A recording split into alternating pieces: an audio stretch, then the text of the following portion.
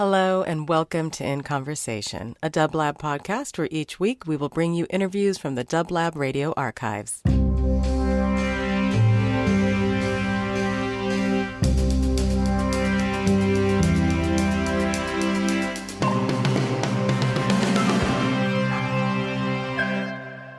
Hi, this is Daiana from L.A. Record, and you're listening to Dublab, and we're here with Tina Weymouth and Chris Frantz from Tom Tom Club. It seems that Tom Tom Club's songs are always kind of empowering for women and non-sterile ways of nurturing yourself, both being two separate things that sometimes come together. Yeah, I'd say that. We're both feminist and masculinist. Meaning? Meaning we're on both sides of the gender, and everything in between. Mm-hmm. Should men still open doors? Oh, I think that's a lovely tradition. And I think that women should open doors for men when they're carrying loads. Oh, but the men carry the loads? Sometimes. If you happen to be, or if you're a woman and you happen to be helping someone who's got a baby in a stroller, getting through the subway doors or getting up the staircase, it's just sort of the automatic thing that the people with a free hand are going to help the people who have a lot to carry. Well, at least they should. Well, you'd think so. I remember my mother, who was French, and she came over here in the at the beginning when France fell to the Nazis. She had just married my father, and she was not allowed to re-enter France. And so she came over to the United States, and she got very pregnant, and then she had another baby, and she remembered always having to ride a train down to New York, and that she was carrying one baby in her arms, and she was very pregnant with another baby, and not one soul gave her a seat. She had to travel like 4 hours standing up. That's the bystander effect. You don't normally see that in New York today. I mean, I remember when we first moved to New York, I was terrified very shy, and but riding the subways and living in New York really helped me to overcome my shyness a great deal, because always you'd see the poorest people reaching into their pockets to help those even more needy than themselves. They never hesitated. And we were so shocked once when, I think it was the rock and roll, what are they called? That cafe, that restaurant, Chris? Oh, the Hard Rock Cafe? Oh, the Hard Rock Cafe. There's so many imitations now that I didn't remember the first one. The Hard Rock Cafe asked us to donate instruments, because they have instruments that they then send around they have them up for a year in one rock and roll Hard Rock Cafe, and then they send them to another Hard Rock Cafe in London or Paris or Rome. And they asked us to donate instruments, and of course, it wasn't as if we had a lot of instruments. So we asked them, well, we will do that on condition that, in exchange, you'll give, some money to a charity of our choice. And so we chose Meals on Wheels, which is a really, really fantastic charity.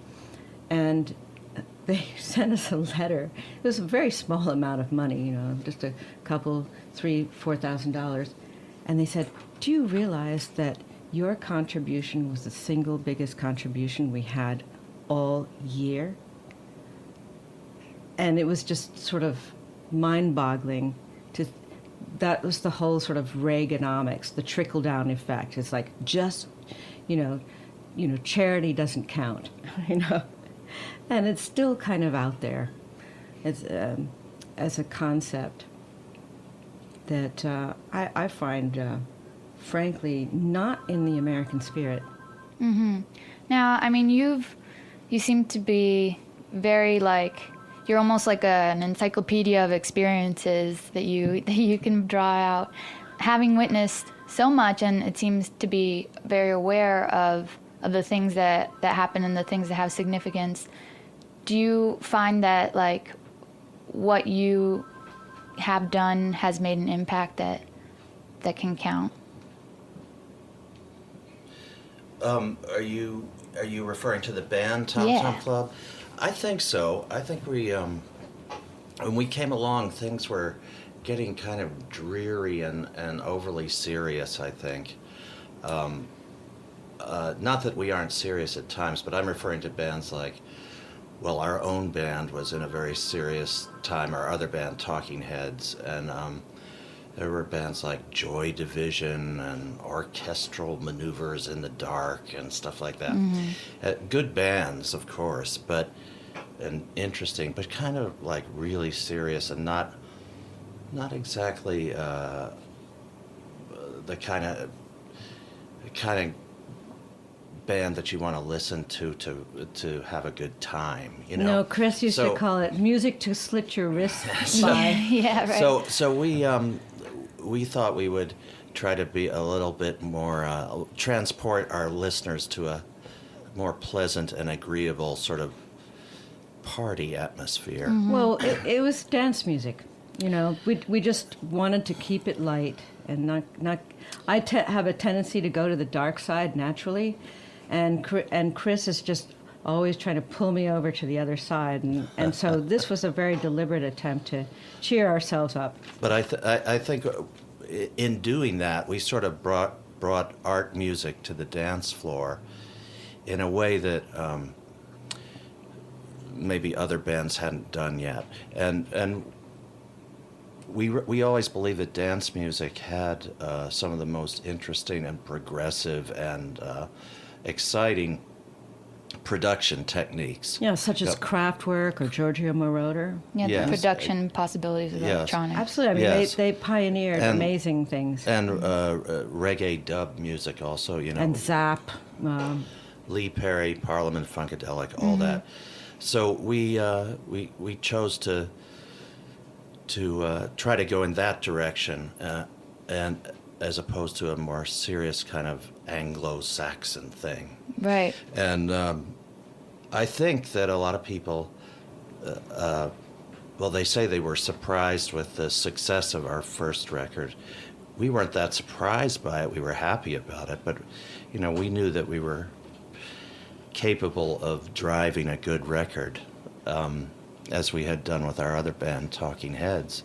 So we weren't exactly surprised, but we did notice that a lot of people kind of followed suit, and I noticed that in what we call black music, R&B music, vocals tended to change to be more like a Tom Tom Club style of vocal than what had gone before, which was basically Aretha Franklin, Chaka Khan, Patti LaBelle, you know, that kind of diva thing. Which they do beautifully. Right. But the imitators made it just awful.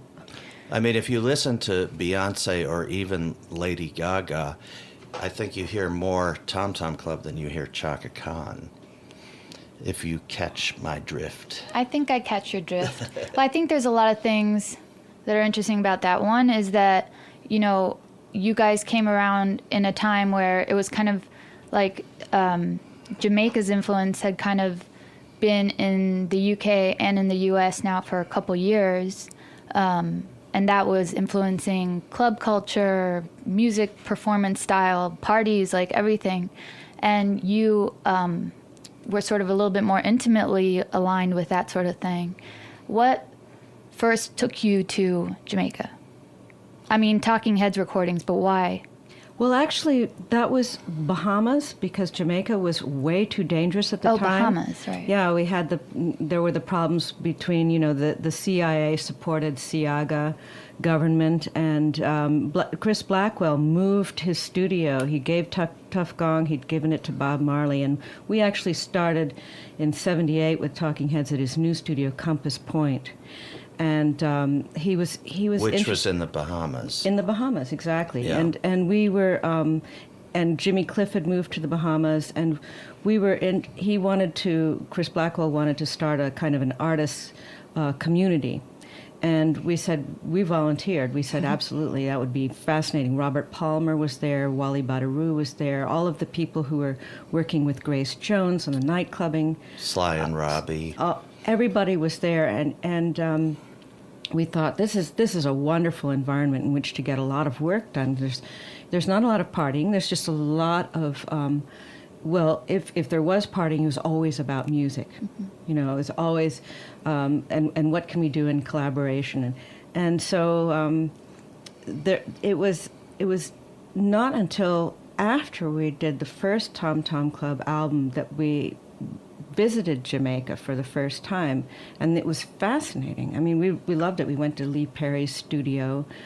We went to see the Tough Gong and the studio, but by the time, that was so sad because that was 1981, and that was after Bob Marley had died. So there was a sense of things having already culminated, although it continues now with, since then with dancehall. And we worked with a wonderful young engineer, Stephen Stanley, who we actually made our co-producer.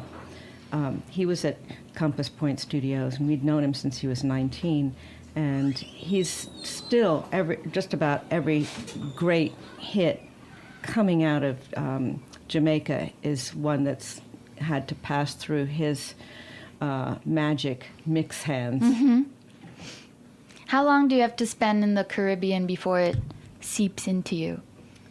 Oh, I think it was seeping into us since we were little kids because, we had on mainstream radio, there was such a variety back in the day. Even with AM radio, we had, the Israelites, and Chris Blackwell had already released, My Boy Lollipop, and well, both of our parents had collections of calypso. A lot of calypso. 78s of Harry Belafonte and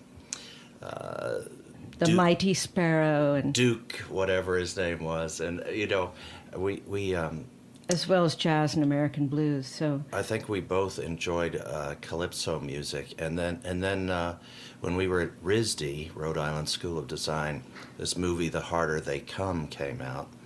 And we saw that movie, and we bought the soundtrack, and we just listened to it over and over. And then the first Wailers album in the United States was released, Catch a Fire, and we got into that. And at the same time, we were listening to Roxy music and Brian Eno and David Bowie and Lou Reed and Al Green. It was a mélange. And but the music from the Caribbean is, it's in our blood. They have a way of taking a difficult situation and turning it into a beautiful experience. Yeah, it's the African. We like that diaspora. I mean, it's a wonderful thing that you find all over Africa. Fela Ransom Kuti was doing it, and his son is continuing in that tradition, which is to take a terrible thing and turn it into a positive thing. And we found it then again happening with Grandmaster Flash and the Furious Five when they released The Message, which was about the horrors of urban poverty, and yet turning it into such a great groove and beat that just uplifted everyone. And you still see it today with the hip-hop culture before gangsta came into the scene, when it wasn't all about the MCs, the rappers. It was about the dancers who continue today to just blow your mind with amazing, beautiful dance on the street. And that's still part of what inspires us musically is the dance, the visual, because we're very visual too. And so that is a well, of course the graffiti was there, but I don't think the graffiti had much influence on us. I mean, we went to art school, and there are great graffiti artists, but there's so much that's not good that is distracting. Yeah. Well, you mentioned before about, how a lot of this music would turn something bad into something positive. That's what you guys were doing, at least on your own small scale, when you recorded the music that came to be on live at the Clubhouse, right? After September 11th. I read a little bit about Well, that's that. right. And we had this an amazing crack band, and been working with for some time and refining it, and we just thought, we always do all these things, just Chris and I in the studio with one or two people who come and do an overdub, heroes of ours. But we weren't really including everybody in the way that we did on this live album, and we thought, it's high time we'll never do a studio album that sounds the same as what we do live. So let's get this now while it's gelling, and that was a very positive thing to be creative at a time when everybody else was just sort of throwing in the towel, canceling tours. And saying it was unsafe to travel, which of course that was not true. That was just, part of the fear-mongering, which was exactly what the terrorists wanted us to do. And so it just seemed like a wonderful way to, pursue what we would have done anyway. Do you feel that releasing this record now is relevant or necessary to what's going on today? Yes, because that has not left. The spirit of America is still, so bruised. I mean, the rest of the world has picked up where it left off. In fact, they never really, kind of tripped over it because they've been living with terrorism and bomb threats for decades and decades, and huge crises, and when they went through World War I and II, and similarly in Asia. So we America's still, a very young country, and they have to, I think, we have sort of one foot in Europe and one foot over here, mm-hmm. and we're kind of international in our souls, and we encourage people to think that to travel and see that how much more we have in common with others around the world than we have different. And so yes, of course, especially this re-release, the times have not changed very much. Our government today is still kind of stuck in, Congress is still stuck in the mode that it put itself in, and all the constraints that were created by entering an unpopular war. It's we're not political ourselves. We try to just let people think what they want about things. You seem more spiritual, and I don't mean as like spiritual, like religious. I mean like concerned with like how to be yes. Okay. Because you have this one life, and it's incredibly precious, and it's very, very short, and relatively speaking, and you shouldn't waste it on there are many, many ways to make a contribution, and it doesn't mean that you have to be a politician to get things done. You can be. I think really it all starts at the community level within the family. Mm-hmm. Now you said, there's something that you can do, then you don't have to be a politician. You were mentioning before, like, what the obligation of the artist is to struggle and suffer in one way or another. But how has that been, like, a nourishing experience that...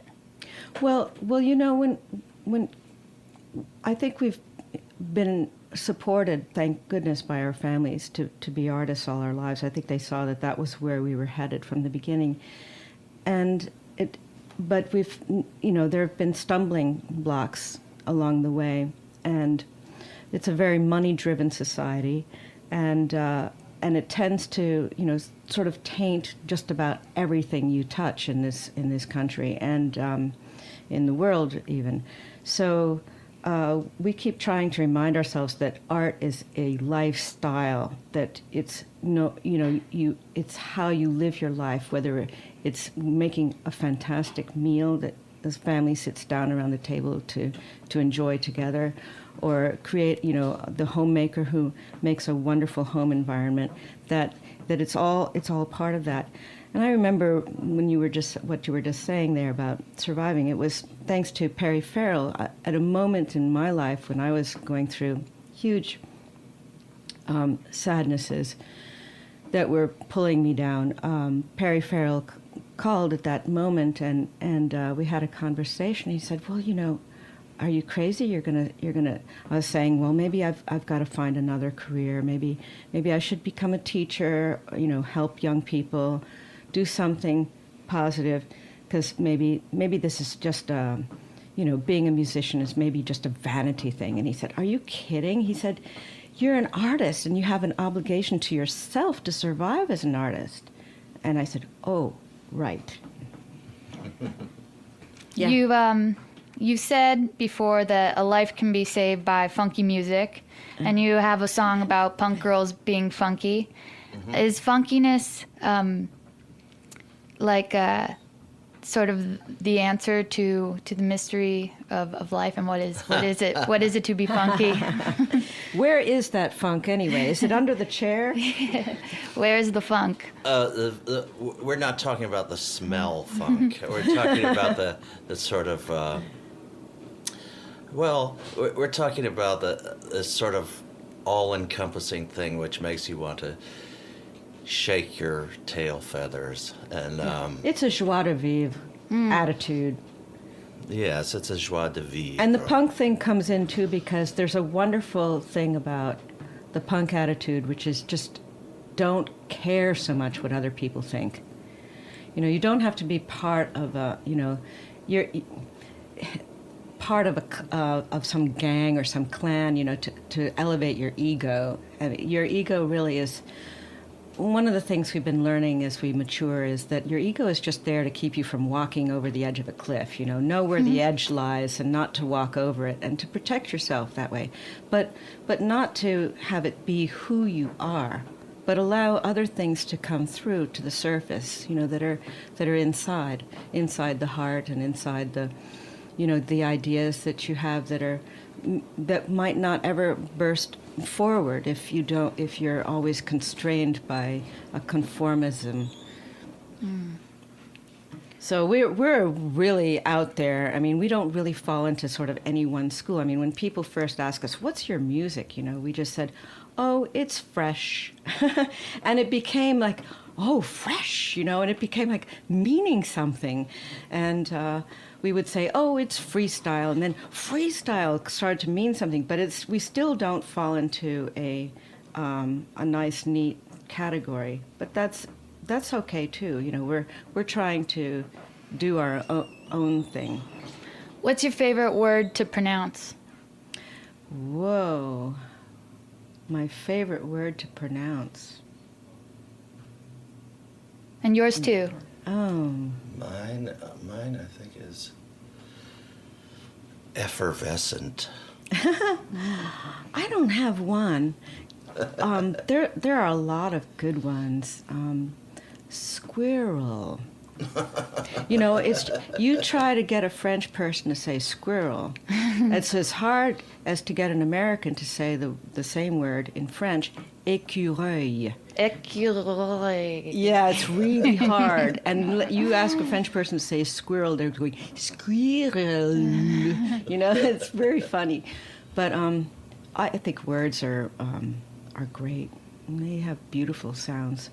And in English particularly, we have so many gorgeous words. I mean, Italian is the operatic language, because it's all on vowels, clear vowels, a, o, e, but in English we have all these sort of guttural, yeah, I mean, James Brown did it really well. And we have all of these really, really weird things that come from the Angles and the Saxons and the Teutons and the, and the Normans come in there too. So it's all mixed up. But I love the English language because there are so many words for the same, that are just slightly different, just a little bit nuanced. We borrow a lot from other languages, but we change a lot too, for our own convenience. And it's just such a great language. So I don't have any, what are my favorite words? Well, I like the crispness of palm leaves, in the wind. That's sort of like my first sound from when I was born. I remember I was born in Coronado and on an island. I remember the windows being open and the. When you were born, you remember that? Well, I don't remember when I was born, but that just seems to be part of my. I mean, in your youth. I remember back to when my sister was born, which was I remember my second birthday, and I remember making a decision to be an artist at age 2. I remember I do this sometimes. I'll just mark a memory, make a little landscape in my memory, and say. And that one was the first one that I remember, which was I said, "My name is Tina, I'm 2 years old, and I'm going to be an artist." Mm-hmm. And I just made that decision. I agree with you. Yeah, one does these things. Yeah, you can totally trace things. I'm still waiting to become Olivia Newton-John, though. Oh, she's great. Yeah. All right, I think that's enough. I think we got good stuff. I don't know how to stop this thing.